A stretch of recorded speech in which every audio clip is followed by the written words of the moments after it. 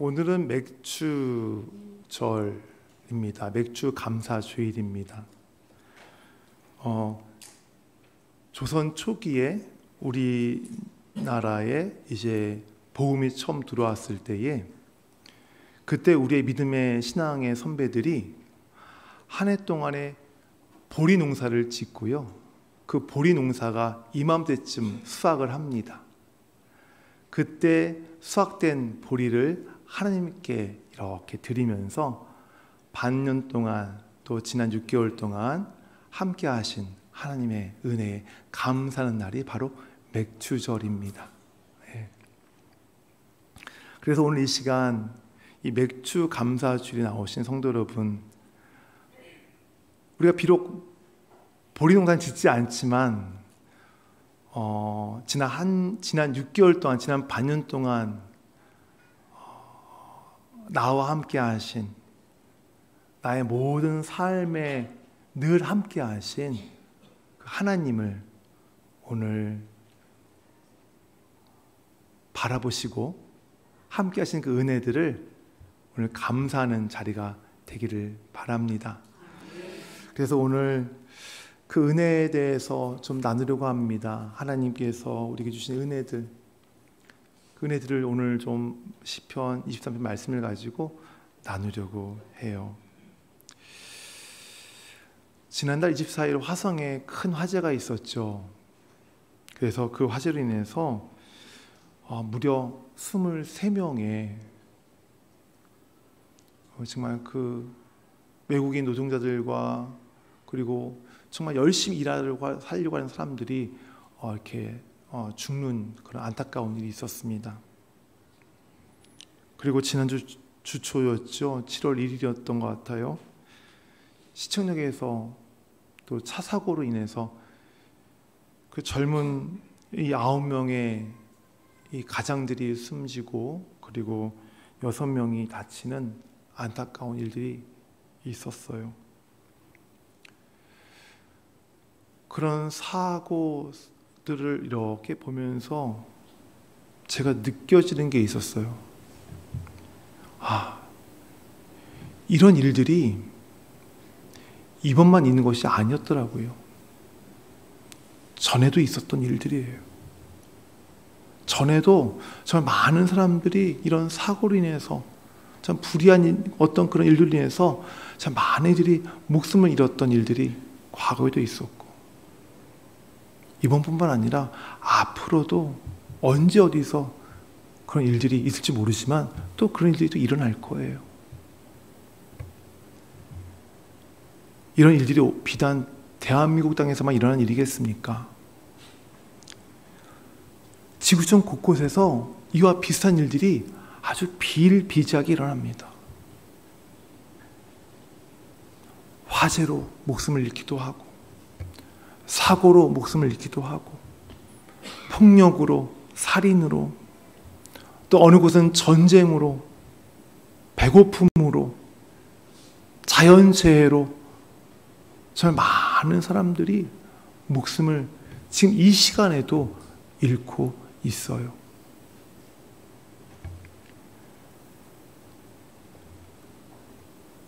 이러한 상황들을 보세요.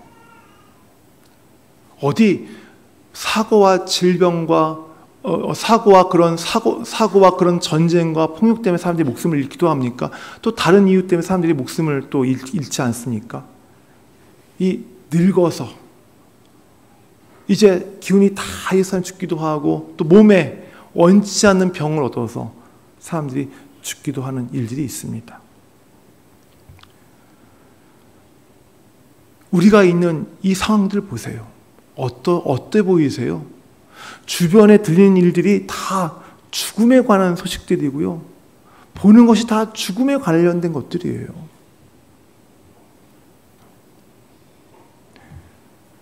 이런 상황 속에서 얼마나 저는 절망감을 느낍니다. 참, 이 사람이라는 것이 지금 살고 있지만 이게 죽은 인생이나 마찬가지구나. 지금 눈앞에 펼쳐지는 그런 전쟁 때문에, 기아 때문에, 자연재해 때문에, 사고 때문에, 질병 때문에 죽는 그 모습들은 결국 내가 만나야 될, 내가 있어야 될 그 자리구나. 결국 나의 모습이구나. 라는 것을 깨달을 수밖에 없어요. 그것 때문에 절망할 수밖에 없어요.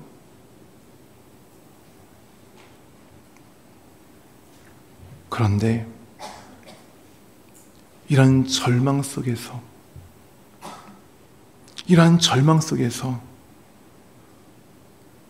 우리에게 정말 하나의 정말 참된 소망으로 우리에게 다가오는 말씀이 있는데요. 그 말씀이 바로 오늘 시편 23편 1절에 있는 말씀이에요. 제가 읽어드릴게요. 여호와는 나의 목자시니. 여호와는 나의 목자시니. 내가 살고 있지만 죽음과나 다름없는 삶을 살고 있는 나에게 하나님이 나의 목자가 되신대요. 결국 나 자신도 죽음이라고 하는 그 결말을 맞이할 수밖에 없는 존재인데도, 그런 이 존재임에도 불구하고 하나님이 나의 목자시래요. 이 말씀만큼 온갖 죄와 악으로 짓눌려 있는 우리에게 다른 희망은 없습니다.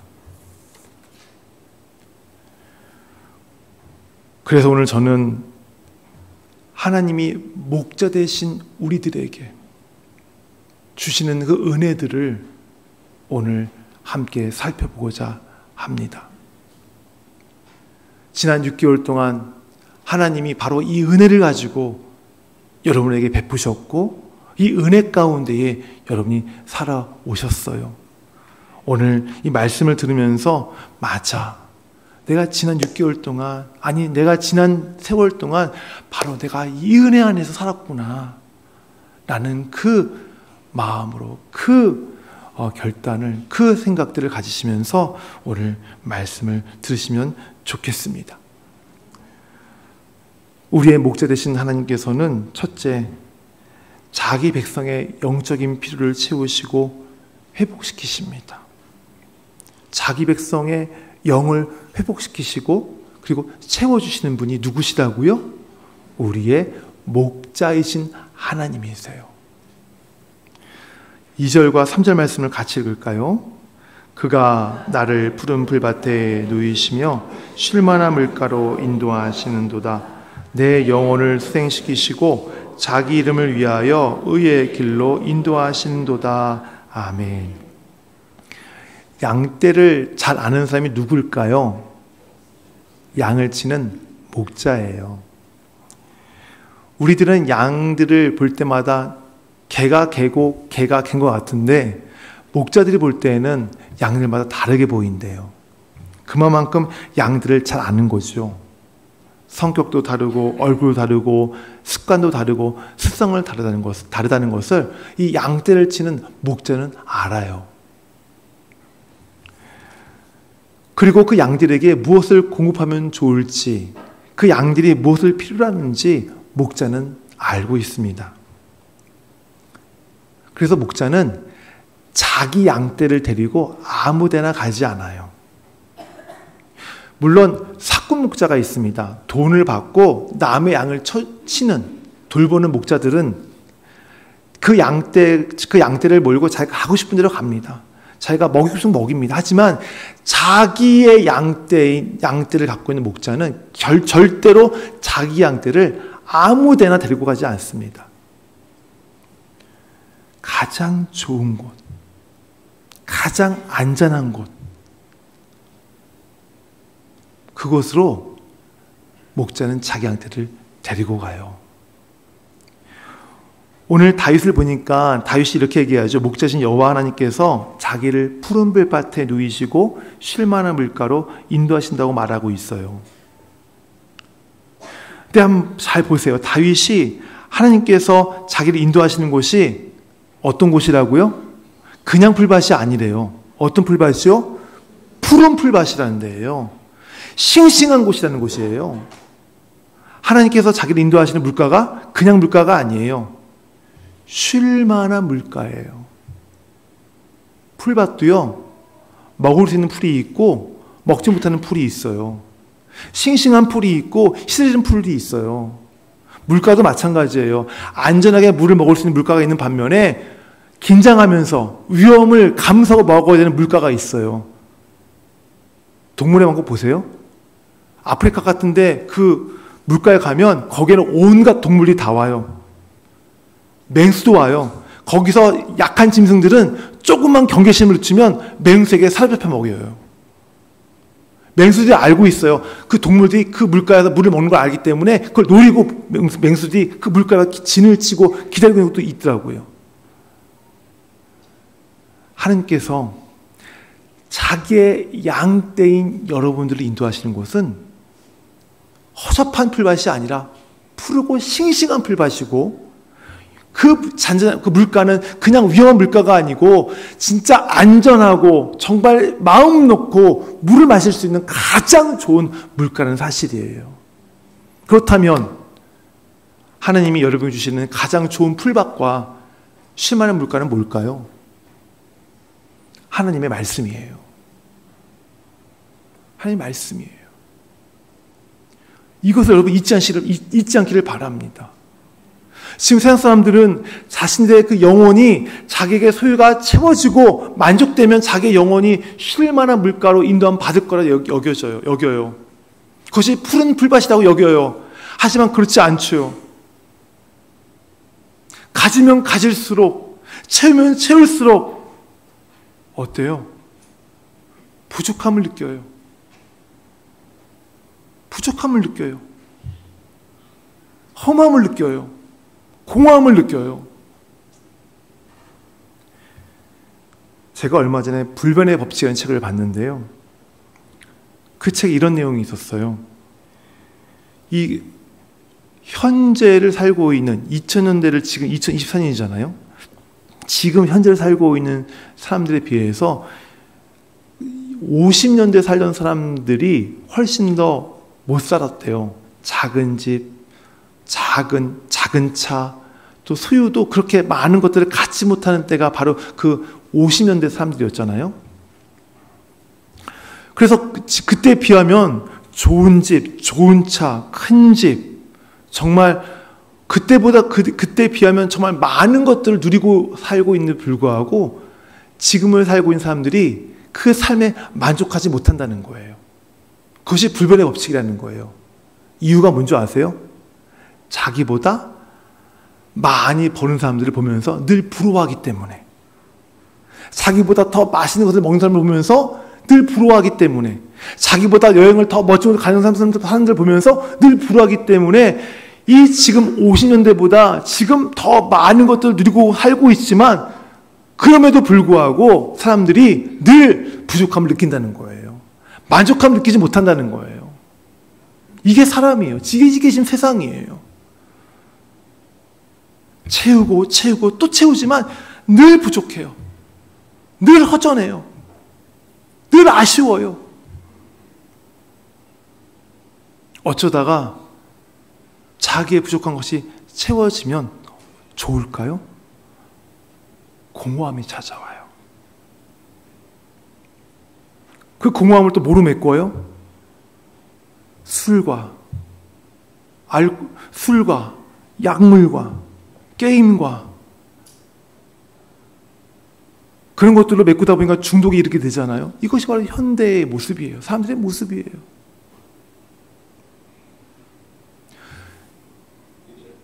진정한 푸른 풀밭이, 진정한 쉴 만한 물가가 무엇인지 모르고, 그것이 하나님의 말씀인지 모르고 세상의 것들로 자꾸 체험을 받다가 결국에는 험에 이르는 이 모습들.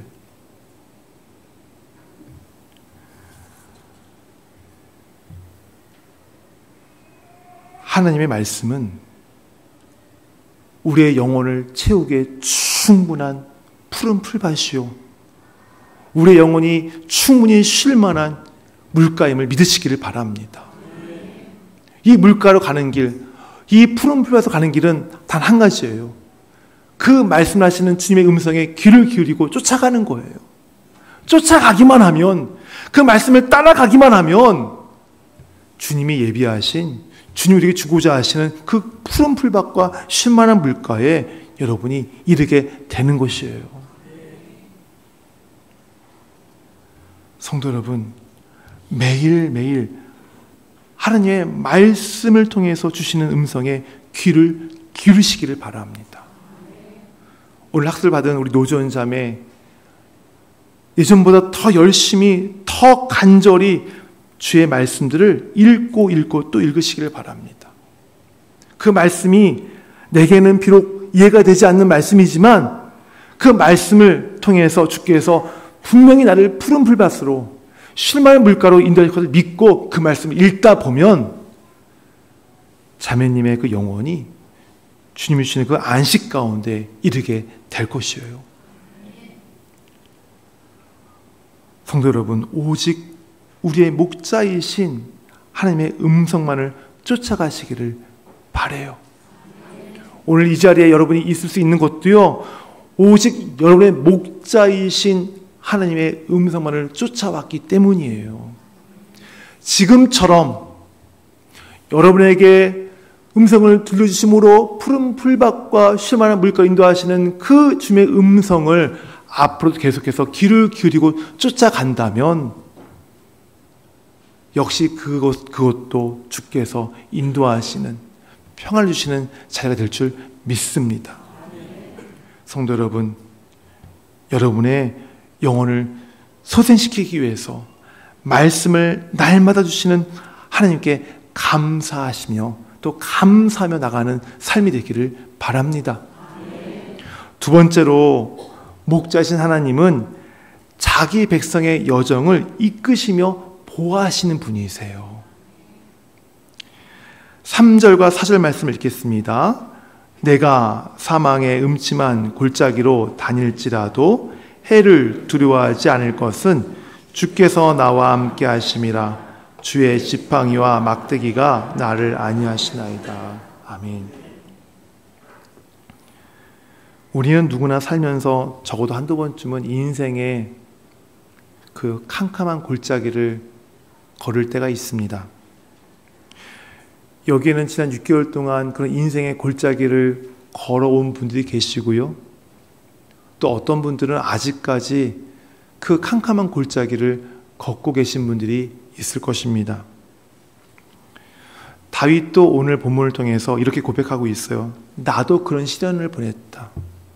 나도 그런 정말 그 캄캄한, 그 침울한, 그 암흑과 같은 골짜기를 지나갈 때가 있었노라라고 얘기하고 있어요.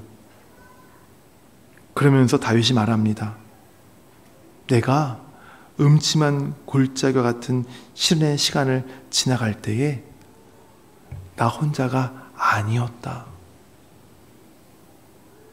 나의 목자 여호와 하나님께서 지팡이와 막대기로 나를 인도하시며 함께 계셨다라고 고백하고 있어요.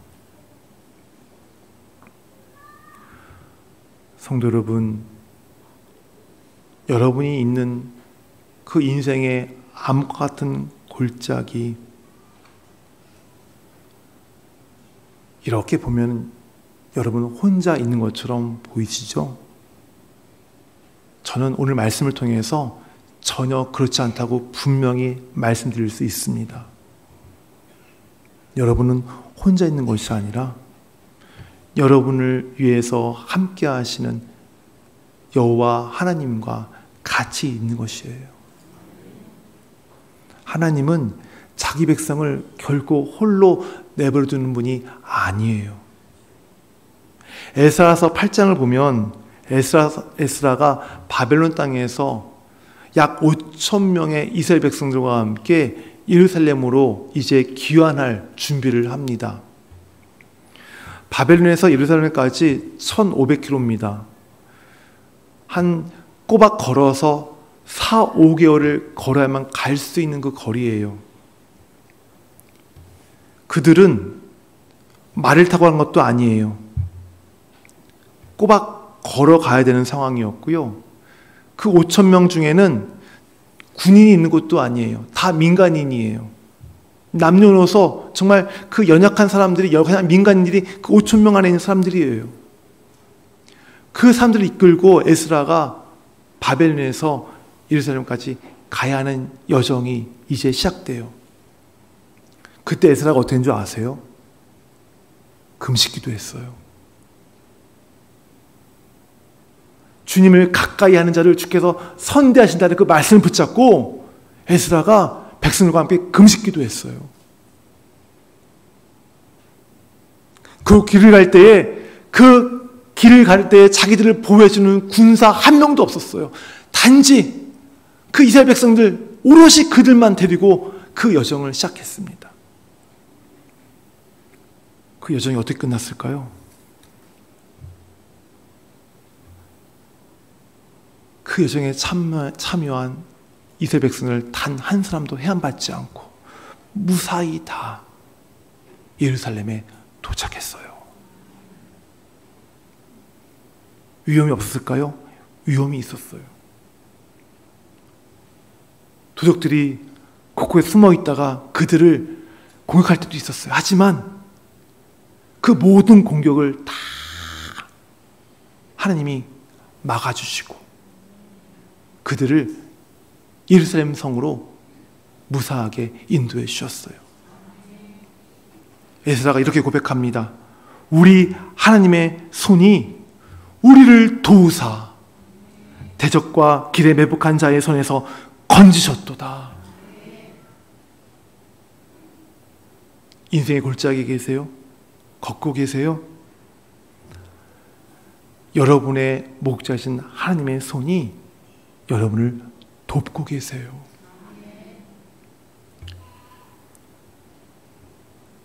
다윗이 사망의 음침한 골짜기를 지날 때 그를 안위하신 하나님, 에스라가 이스라엘 백성들과 함께 그 험난한 여정 길을 갈 때도 이들을 도우신 하나님, 이스라엘 백성들이 가나안 땅에 이를 때 그 광야에서 불기둥과 구름기둥으로 인도하신 그 하나님께서 변함없이 여러분들을 지켜주시고 인도해 주십니다. 우리는 음침한 골짜기 같은 세상, 광야 같은 세상, 우리를 해하려는 그 대적들과 같은 그 세상에 살고 있지만 이러한 세상에서 우리를 도우시는 여호와 하나님이 계시기에 우리는 이 골짜기를 잘 걸어갈 수 있는 것입니다. 지금처럼 하나님께서 여러분을 지팡이와 막대기로 인도하고 계세요. 골짜기를 걷고 계신 성도 여러분, 목자이신 주님이 여러분을 돕고 계시니 그분을 따라서 한 걸음 한 걸음 앞으로 나가시기를 바랍니다. 세 번째로 목자이신 하나님은 자기 백성과 늘 함께 하시는 분이세요. 5절과 6절 말씀 읽겠습니다. 주께서 내 원수의 목전에서 내게 상을 차려주시고 기름을 내 머리에 부으셨으니 내 잔이 넘치나이다. 내 평생의 선하심과 인자하심이 반드시 나를 따르리니 내가 여호와의 집에 영원히 살리로다. 아멘. 다윗은 5절에서 다윗의 원수 앞에서 하나님께서 자기에게 잔치상을 베푸시고 그 잔치상에서 자기를 기뻐하시는 하나님의 모습을 기록하고 있어요.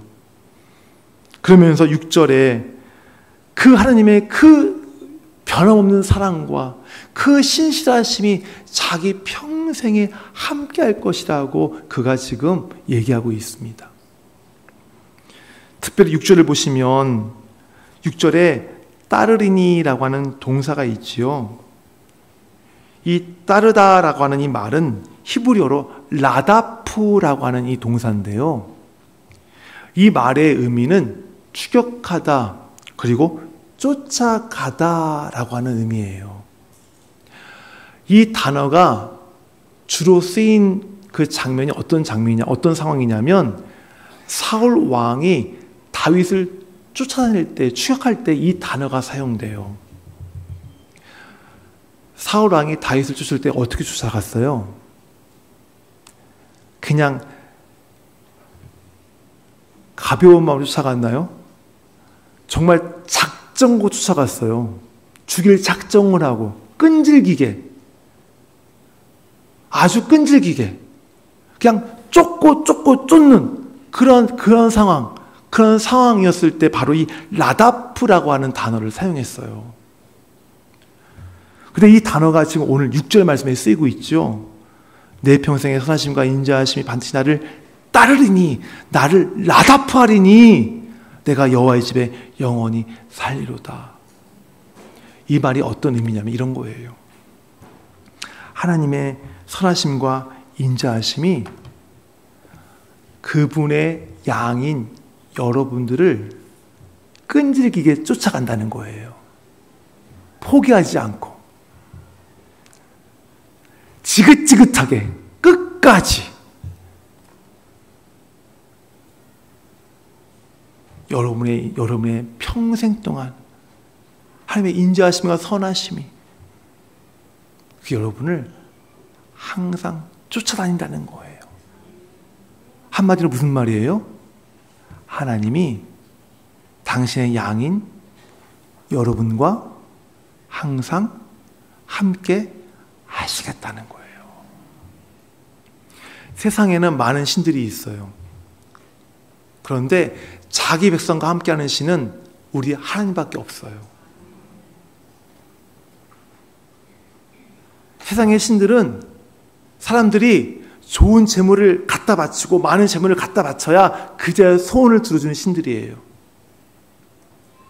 매번 재물을 갖다 바쳐야 그제서야 그 사람들의 신이 되어주는 신들이에요. 하지만 하나님은 그런 신이 아니에요. 하나님은 자기 백성에게 내려오셔서 함께 하시는 분이세요. 우리 성경 말씀 찾아볼까요? 마태복음 1장 23절 말씀이에요.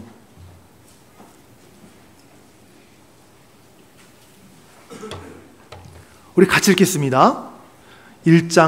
마태복음 1장 23절 말씀. 보라, 처녀가 잉태하여 아들을 낳을 것이요 그의 이름은 임마누엘이라 하리라 하셨으니 이를 번역한즉 하나님이 우리와 함께 계시다 함이라. 아멘. 뭐라고? 임마누엘 무슨 뜻이라고요? 하나님이 우리와 함께 계시다. 아멘. 이 말씀이 언제 주어진 거예요? 예수님께서 이 땅에 오실 때 하나님이 이 땅에 오실 예수님을 통해서 임마누엘이다, 내가 너희와 항상 함께 있을 거다 라고 주신 말씀이에요. 그런데 이 말씀이 마태복음에서 한 번 더 반복이 돼요. 어딘 줄 아세요? 마태복음 28장 20절 말씀이에요. 찾아보겠습니다.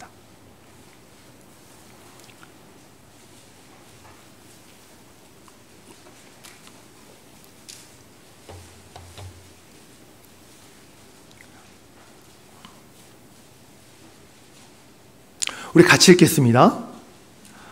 내가 너에게 분부한 모든 것을 가르쳐 지키게 하라. 볼지어다 내가 세상 끝날까지 너희와 항상 함께 있으리라 하시니라. 아멘. 어떻게 하시겠다고요? 세상 끝날까지 항상 너희와 항상 함께 있으리라. 아멘.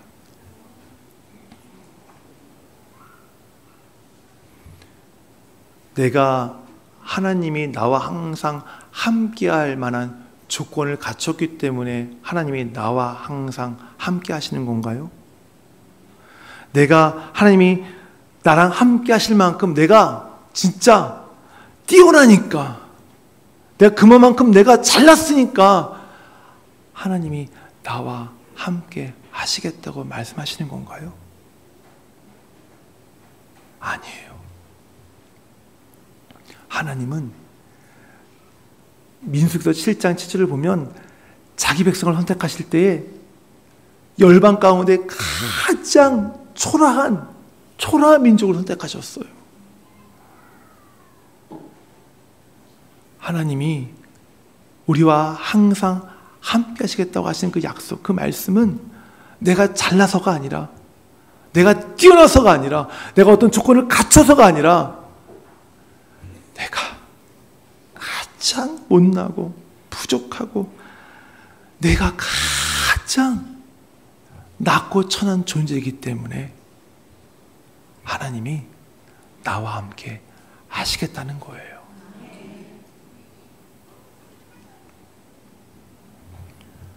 하나님의 인자하심과 선하심이 어디서나 끈질기게 여러분을 쫓아다니실 것입니다. 바로 이것은 하나님이 여러분과 함께 하신다는 거예요. 그러므로 지금까지 하나님께서 여러분을 끈질기게 선하심과 인자하심으로 쫓아오셨어요. 변함없는 그 사랑을 가지고 신실하게 쫓아오셨어요. 지긋지긋하시죠? 근데 끝이 아니에요. 앞으로도 하나님께서 끈질기게 여러분을 쫓아가실 거예요. 뭘 가지고요? 인자하심과 그 신실하심으로, 그 변함없는 사랑을 가지고 여러분을 끝까지 쫓아가실 것입니다. 바로 이런 하나님이 지난날 우리와 함께 하신 하나님이시고 앞으로도 우리와 함께 하실 하나님이세요. 말씀 뵙겠습니다. 오늘은 맥주감사 주일이에요. 지난 6개월을 마무리하고 앞으로 6개월을 시작하는 그런 절기입니다. 오늘 말씀을 통해서 여러분들이 한 가지만, 그래, 바로 이 말씀대로 나와 함께 오셨고 지금 나와 함께 하시고 앞으로 나와 함께 하실 거야 라는 그 하나님에 대한 그 믿음을 다시 한번 각성하시는 저 여러분 되시기를 바랍니다. 아멘. 기도하겠습니다.